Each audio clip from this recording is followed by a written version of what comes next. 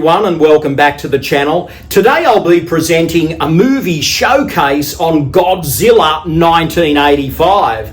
This is part of my Forgotten Video Rental series. Well, let's head to the video store and let's dust off this largely forgotten movie.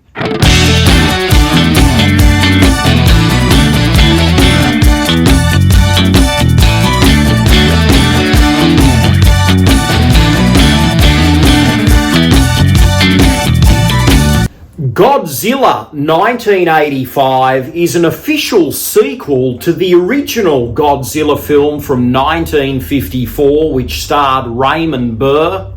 This is a Japanese-made film with some American reshoots that has a very interesting history to it. I'm sure if you rented tapes back in the day, you could not go past this box art. It was a hard case, and the top of it had Godzilla busting out of the artwork. And that artwork just spoke to so many young people and fans of creature films that they couldn't help but rent it. The marketing was just extravagant, in your face, campy, but exciting. It was a tape that you saw on the shelf and you went, hang on, I must rent this. So it had impressive box art, a really cool trailer marketing campaign, and it was a movie that if you were around in 85, you couldn't help but rent. But let's go into the history of this Japanese film that received some American reshoots before distribution. Now, this film was actually released in Japan in 1984 under the title The Return of Godzilla. It didn't do as good as expected at the box office, and they wanted to recoup some costs. So they went looking at the American marketplace, and they hooked up with New World Pictures, and they struck a distribution deal where New World retitled the film Godzilla 1985. But that is not all New World did. They felt they needed a little bit more punch to market this one to the American public. So they went looking for Raymond Burr, the American actor who appeared in the 1954 Godzilla original, and they employed Burr to do some reshoots to be inserted into this film for the American public. Now, I've heard over the years that Raymond Burr was paid $50,000 for one day's work. He was originally expected to shoot for 3 days, but all they got out of him was a 1 day, 8-hour shoot. And then they spent an additional 2 days with other actors doing reaction shots. Burr did his scenes on a set that were meant to be a stand-in for the Pentagon. So they got the most out of Burr and then filled in some pieces. And Burr's input in this film equates to about 10 minutes of running time. But having him there is a really nice connection piece to the original Godzilla film. So it did help with the push in the American marketplace. It became a bit of a draw card for New World Pictures, and it made this film seem more American.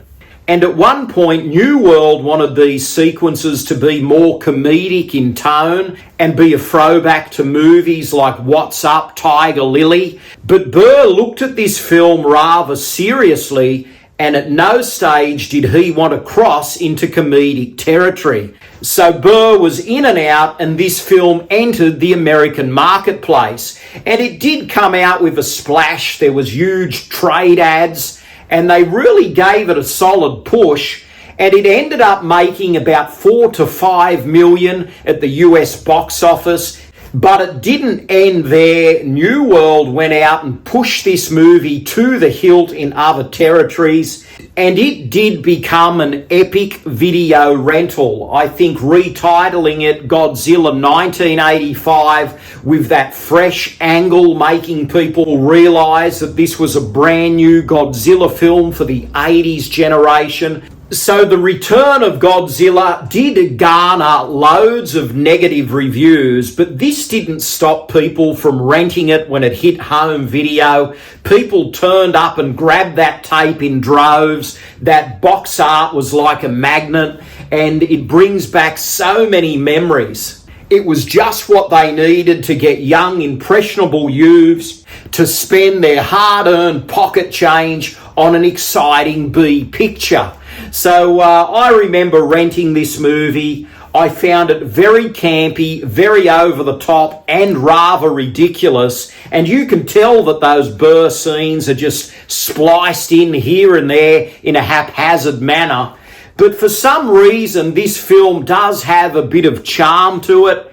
And at a time when they weren't making Godzilla films, it did fill a void. So I have fond memories of renting this one, and I'm sure many of you out there do.